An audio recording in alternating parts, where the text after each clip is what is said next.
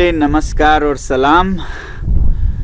मैं आपको एक अपडेट दूं कि मैं अभी हाउस अरेस्ट में हूं। I am under house arrest, actually worse than house arrest. इसके बारे में मैं थोड़ी देर में बताऊंगा। पहले ये कहूं कि मैं सब लोगों को जिन्होंने कल 26 जनवरी को अनशन किया और लद्दाख के जलवायु और लोगों और संस्कृति की संरक्षण है, उसके मत में अलग अलग जगहों से अनशन किया गया एक दिन का।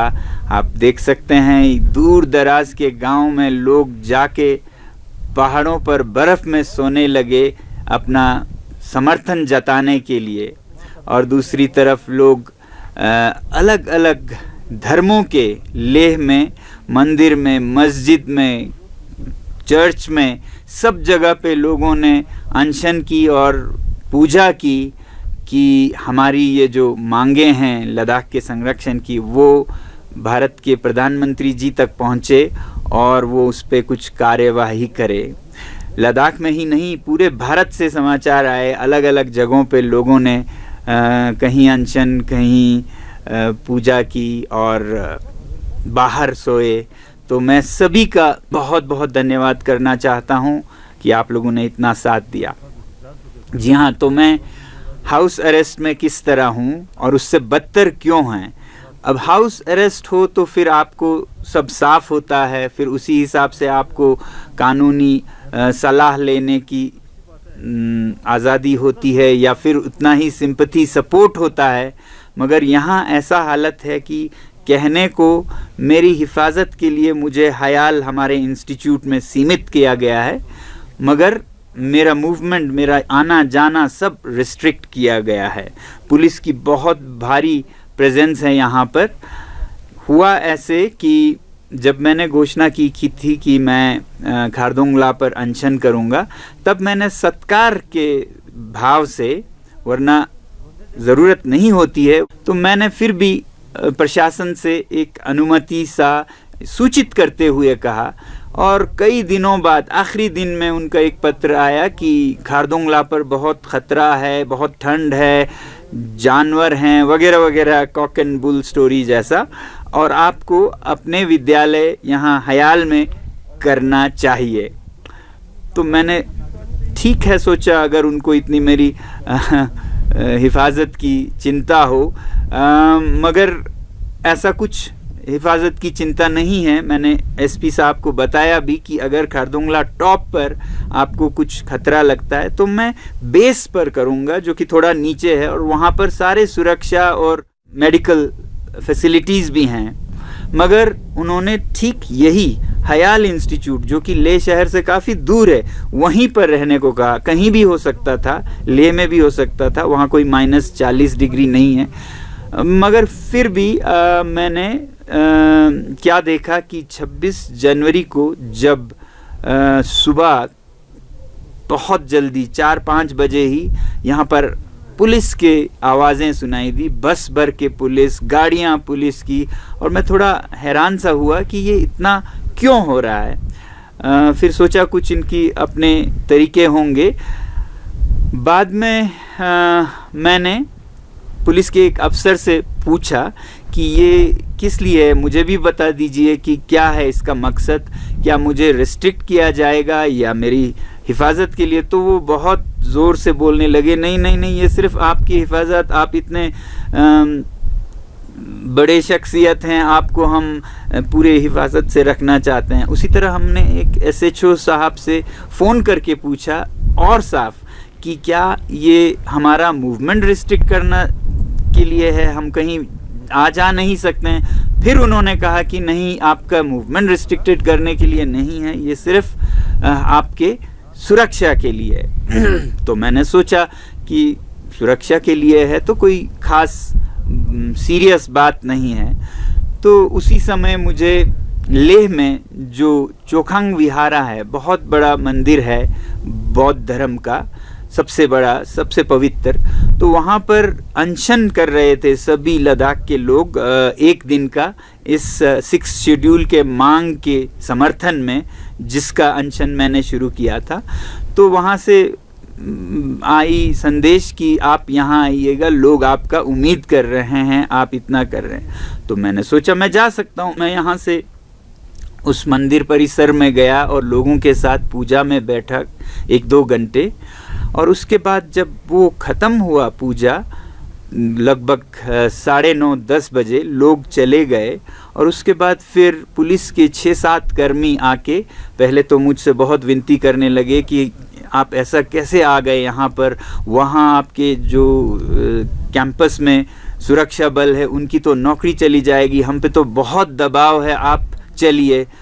और फिर धीरे धीरे वो खींचने लगे, धक्के दे के लेने लगे, और यहाँ तक कि उस परिसर का दरवाज़ा बंद था, ताला लगा था, तो वो मुझे दीवार के ऊपर उठाकर, कई लोगों ने उठाकर फांद के धकेल के ले गए। देखने की बात ये थी कि 26 जनवरी जिस दिन हमने संविधान अपनाया, उसी दिन इन सारे नियम कानूनों का हनन हो रहा था, चिथड़े चिथड़े हो रहे थे। पुलिस के जवान बहुत ही विवश और मजबूर नज़र आ रहे थे, क्योंकि वो ऊपर के दबाव के कारण सही गलत सब उनको करना पड़ रहा था। वो खुद बहुत परेशान थे। तो मेरी तो सहानुभूति है उनसे, मगर जो सिस्टम है उसके कारण पुलिस को मिसयूज़ किया जा रहा था। अब मेरी हिफाजत, मेरी सुरक्षा ऐसी कैसी कि जिसमें मेरी ही जान जा सकती थी, तो उनके सुरक्षा का कोई परवाह नहीं था। बस उनको ऊपर से बहुत स्ट्रॉन्ग ऑर्डर्स थे कि किसी भी हालत में इनको यहीं लाना है। सोचता हूँ तो पता लगता है कि ये मेरे सुरक्षा के लिए नहीं, बल्कि प्रशासन की, यूटी एडमिनिस्ट्रेशन अपनी सुरक्षा के लिए कर रहे हैं। वो चाहते हैं कि मेरी आवाज़ रिस्ट्रिक्टेड रहे यहाँ कैंपस में, जो कि ले से काफ़ी दूर है, क्योंकि सुरक्षा उनको उनके सरकार की चाहिए, जिसकी नाकामियां वो छुपाना चाहते हैं। वो नहीं चाहते कि इसको हाईलाइट हो जाए दुनिया में यूटी प्रशासन की नाकामियां। अब मैं आपको मजबूर होकर बताना चाहूँगा, अभी तक नहीं बताया, कि लद्दाख में यूटी की क्या हालत है। 3 साल से जो यूटी प्रशासन है वो बहुत ही नाकाम रही है। हर आदमी आप अगर देखें तो दुखी है। युवा दुखी हैं कि उनको नौकरियां नहीं मिल रही हैं। 12,000 नौकरियों की वादा किया गया था, अभी 800 की कुछ निकले हैं, वो भी पुलिस में, यानी कि लोगों का दमन करने के लिए, क्योंकि इतने अब जुलूस हो रहे हैं, प्रोटेस्ट हो रहे हैं। वहाँ लोगों में डर है कि उनकी ज़मीनें अब उनके हाथ में नहीं हैं। पॉलिसीज़ किसी भी चीज़ पे नहीं बनी है। मतलब 3 साल में कुछ भी यूटी में लगभग नहीं हुआ है। हाँ, फंड्स बहुत बड़े, यूटी के बहुत बड़े, 6,000 करोड़ का फंड है ऐसा कहा जाता है, मगर इतना ढीला ढाला प्रशासन है कि इसका बहुत बड़ा हिस्सा तो वापस चला जाता है लैप्स होके। हालांकि कहा गया था कि लद्दाख का बजट नॉन लैप्सेबल होगा। अब ये 6,000 करोड़ एक आदमी के डिसीजन पर है, लेफ्टिनेंट गवर्नर के, वो जहां भी खर्च करें। लोगों का इसमें कोई भागीदारी नहीं, कोई डेमोक्रेसी नहीं। एक हिल काउंसिल यहाँ पर है, लेह में एक, कारगिल में एक, उनको मिलता है कोई 500 करोड़, यानी कि 8-9% जो बजट का है वो जनता के चुने हुए प्रतिनिधि फैसला करते हैं। बाकी 92% पे एक लेफ्टिनेंट गवर्नर अपना मनमानी करते हैं, मैं तो कहूँगा, क्योंकि ये पैसे जब खर्च नहीं हो रहे हैं तो वापस जा रहा है। इससे लोग बहुत परेशान हैं। जब यूटी को 3 साल हुए तो एक सर्वे किया गया था जिसमें लोगों से पूछा गया, आप यूटी सरकार के 3 साल के काम को 5 में से कितने नंबर देंगे। 95% से ऊपर लोगों ने 1 या 0 दिया। तो ये हालत है लोगों के जुबानी। इसको छुपाने के लिए वो भरसक प्रयत्न कर रहे हैं कि मेरी आवाज़ को रोका जाए। और 6 शेड्यूल जो कि एक जायज़ मांग है, कोई पॉलिटिकल पार्टी नहीं है जो इसके विरुद्ध हो।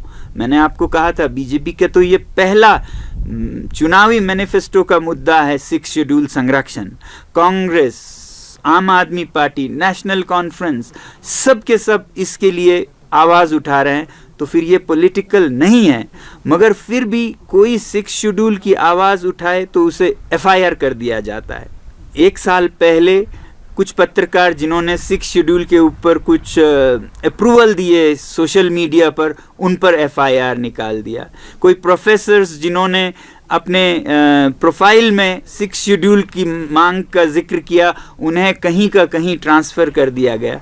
और यहाँ तक कि एक एंटरप्रेन्योर हैं जिन्होंने सिर्फ ये कहा कि अभी तेल और चावल महंगे हो गए हैं, उन पर एफआईआर कर दिया गया। ऐसी मनमर्जी चल रही है। और उससे भी हैरानकुन ये है कि जब उस एंटरप्रेन्योर ने एफआईआर को नकार दिया, उस पर कुछ भी नहीं किया, तो वो एफआईआर हवा में ही ख़त्म हो गया। और आज इस साल उन्हें स्टेट अवार्ड दिया गया।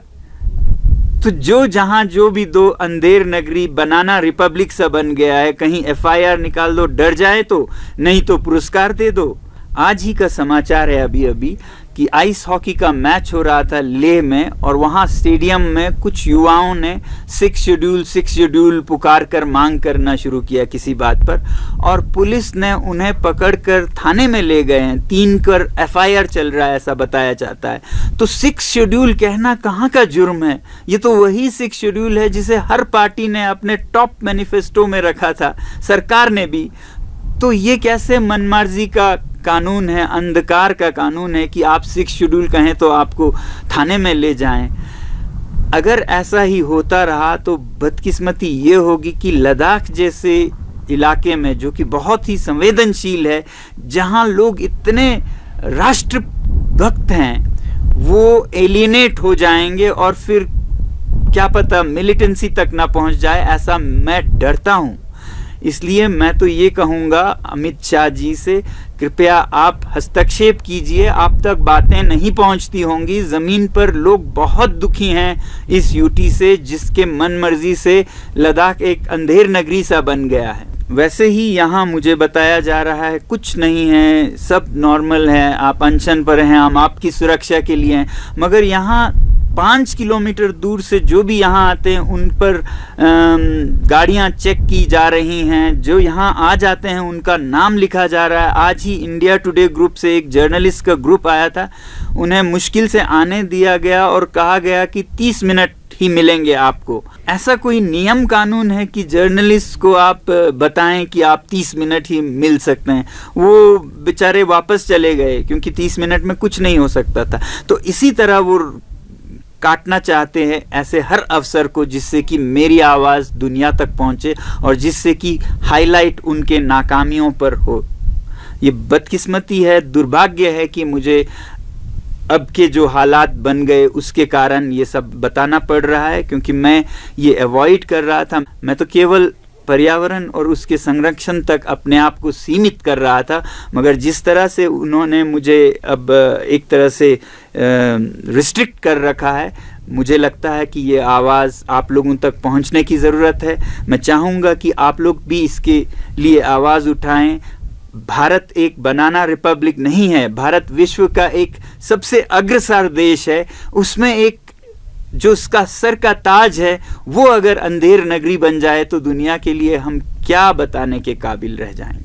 बहरहाल मैं आप लोगों का बहुत बहुत धन्यवाद करता हूं और आपसे विनती करता हूं कि आप भी मेरी आवाज़ को आगे पहुंचाएं, प्रधानमंत्री जी तक पहुंचाएं, ताकि वो उनका ध्यान लद्दाख पर जाए और ये जो हालात हैं उन्हें ठीक करें। और दूसरी बात जो मैं कहता आया हूं कि वो लद्दाख के नेताओं को तुरंत वार्तालाप के लिए बुलाएं और एक नतीजा कुन फैसला दें लद्दाख के संरक्षण के बारे में, जो कि 6 शेड्यूल में निहित है, भारत का संविधान है।